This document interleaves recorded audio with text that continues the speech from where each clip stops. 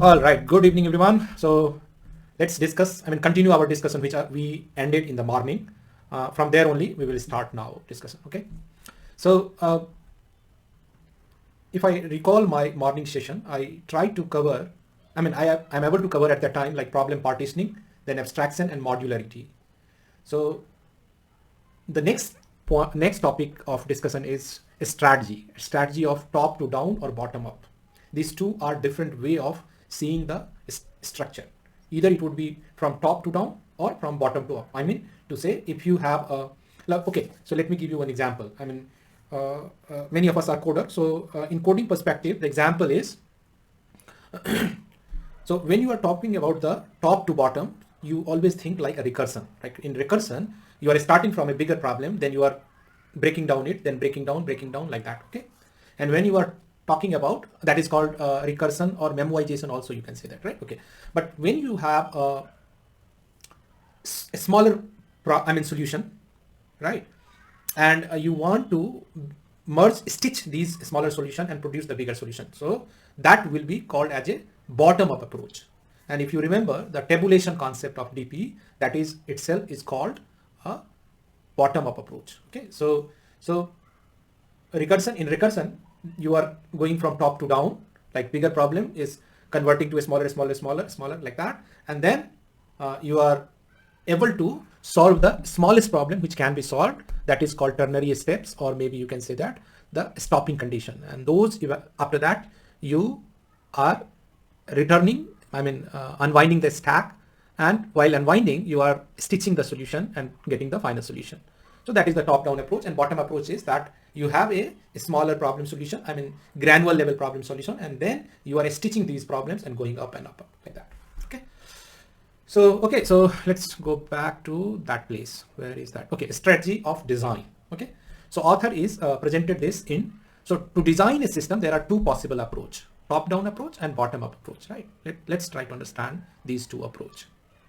So top down approach is, this approach starts with the identification of the main component and then decomposing them into their more detailed subcomponents, right? So if you look at this tree kind of a structure, you will see that at level 1, you have a one big problem, right? At level 2, you have a two slightly smaller problem, right? From this bigger problem. Then so you have four smaller problem, and so on and so forth, right? So this is like a top down approach, right? As I also mentioned earlier, explained you also, right? The same way, another point author has mentioned, shown with the graph, is that bottom approach. So you have a small problem. No. Here they are saying that you have a many small problem, granular level solution.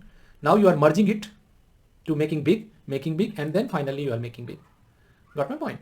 So your problem divided into a smaller and divided into a smaller like that. So this is bottom up approach.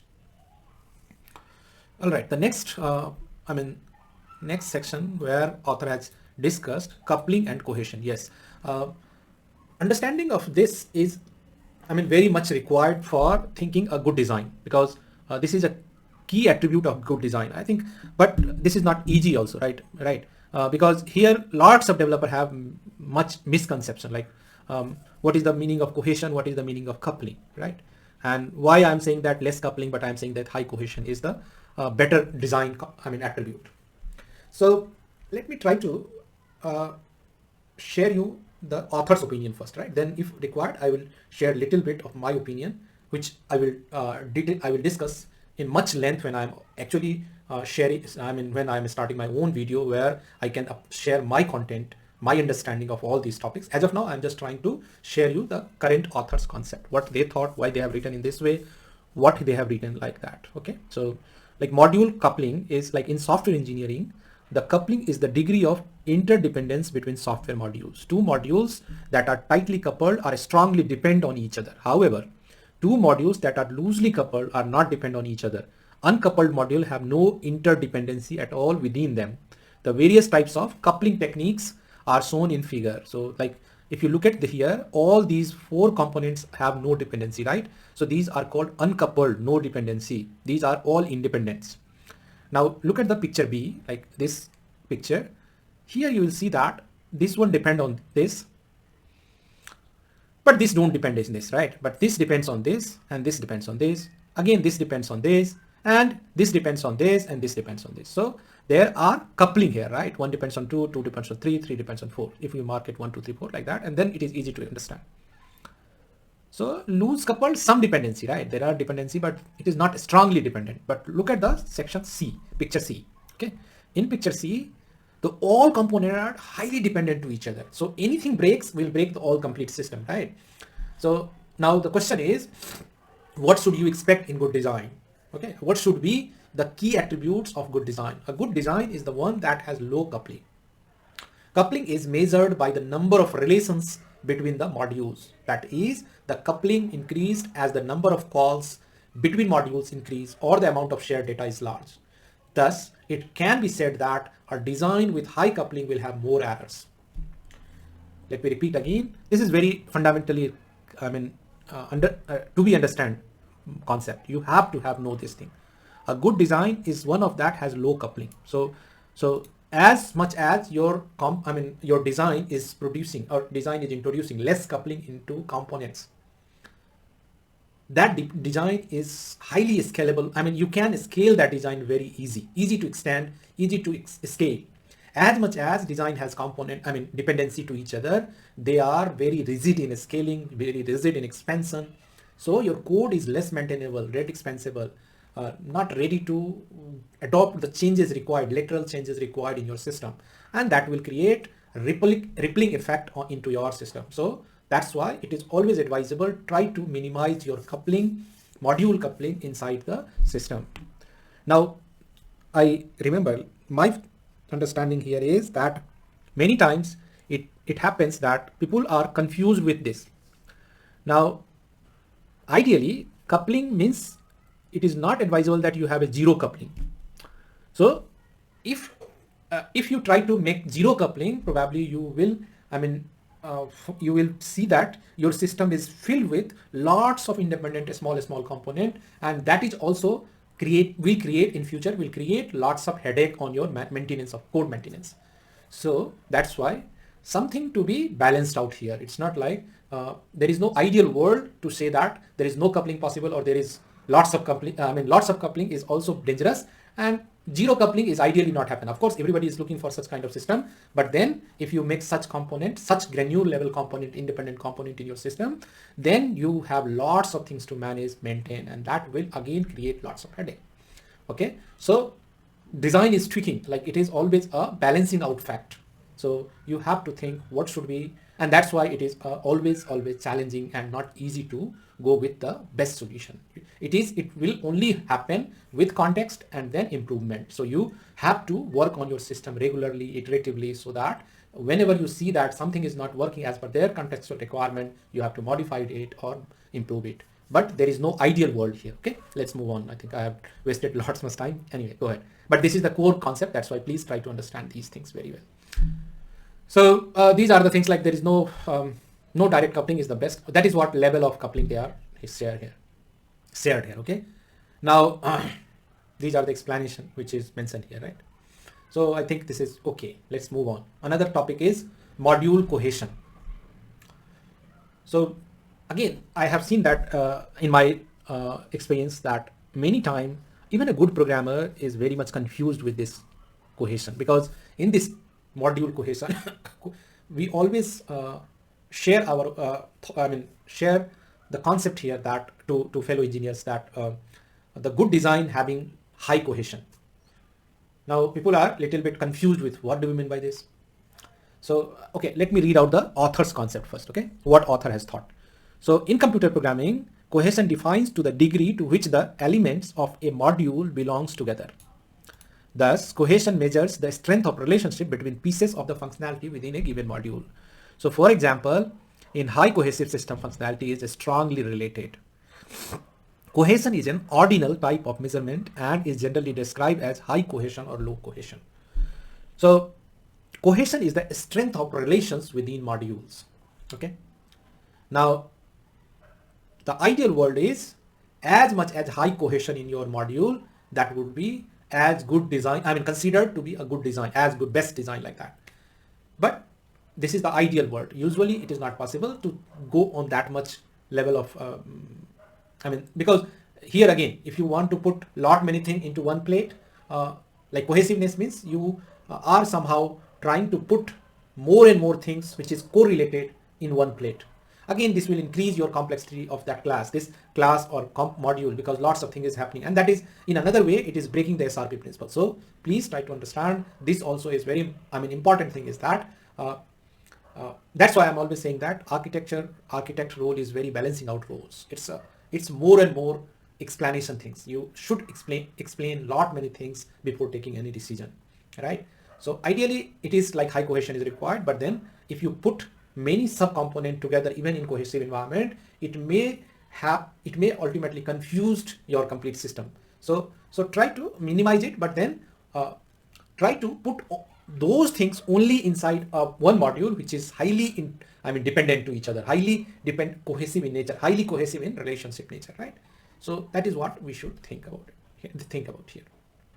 So like types of module cohesion, they are saying that functional cohesion, sequential cohesion, communication cohesion, procedural cohesion, temporal cohesion, and logical cohesion, coincidental cohesion, like that. So this is best. My functional cohesion is the best, where you have a cohesive relationship based on function. But then sequence is okay. Communication cohesion is also okay. But below that you have to, you should be alerted, right? You should be alerted. Like that. And then definition, I quickly go through this definition. Functional cohesion is said to be exist if the different elements of a module cooperate to achieve a single function. Sequential cohesion is a module is said to be possesses sequential cohesion if the element of a module form the component of the sequence, where the output from one component of the sequence is input to the next. So this is like sequential things, okay? So same order, like most of the thing is like that. It is as described as its name is. So I will go a little faster now. So otherwise, like uploading is very difficult in YouTube. So that's why I'm taking always like 5 to 10 minutes only video. Fine. Yeah. So differentiate between coupling and cohesion. So coupling is also called intermodule binding. Cohesion is also called intramodule binding. Coupling shows the relationship between modules. Cohesion shows the relationship within the module. Coupling shows the relative. So mind your difference here. This is very important to understand. Coupling is always between relationship between modules, but cohesion is always talking about inside the module, right? Relationship within the module. Yeah, so that's the thing. Coupling shows the relative independence between the modules. Cohesion shows that modules' relative functional strength. While creating, you should aim for low coupling, that is dependence among modules should be less. While creating, you should aim for high cohesion, that is cohesive component or module focuses on a single function, that is single-mindedness with the little interaction with others module of the system. In coupling, modules are linked to the other module. In cohesion, the modules focus on a single thing. All right, next go on function-oriented design. So like here, it is something like DFD, data flow diagram, right? So data flow design is concerned with designing a series of functional transformation that converts system input into the required output. And one example is pipeline, when you talk about the pipe and filter design. Yeah, if you remember in audio, especially audio or pipeline, you always have a sequential processing, right? So data flow design is concerned with designing a series of functional transformation that converts system input into the resultant output. The design is described as data flow diagram. These diagrams shows how data flows through a system and how the output is derived from the input through a series of functional transformation. Data flow diagrams are a useful and intuitive way of describing a system. They are generally understandable without a specializing training, notably if control information is excluded. They show end-to-end processing, that is the flow of processing from when the data enters the design. Data flow design is an integral part. So I think, yeah, so DFD is part of your design. I think I will create the sketch when I will discuss my own concept.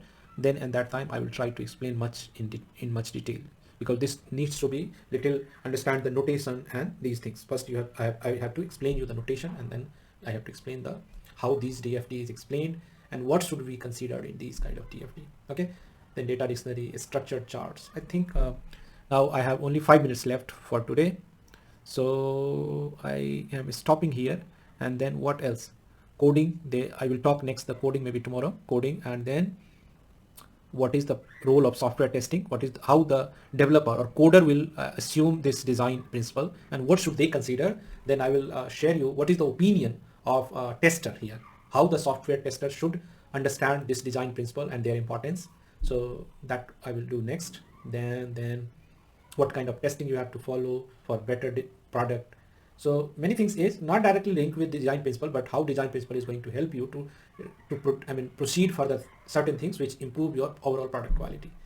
I believe this is the reason they have mentioned these things. Otherwise, these are not exactly, yes, different stake owner is part of this design discussion. That is correct. And they have to give the input to the architect, so that architect has to manage and balance out many factors which is shared by different stake owner, maybe product manager, maybe tester, maybe tester is like quality assurance people, right? I mean, industry tester is like quality assurance. Then maybe there are different kind of testing also, like black box testing, white box testing, and so other testing also, stress testing, and there are lots of things. I think I have no much information in that detail of tester and their testing cycles, so I will skip those parts because that is very specific to testing domain. Here I will talk majorly which is related with design and architecture. So I think these parts are not that much important overall, so I will skip here.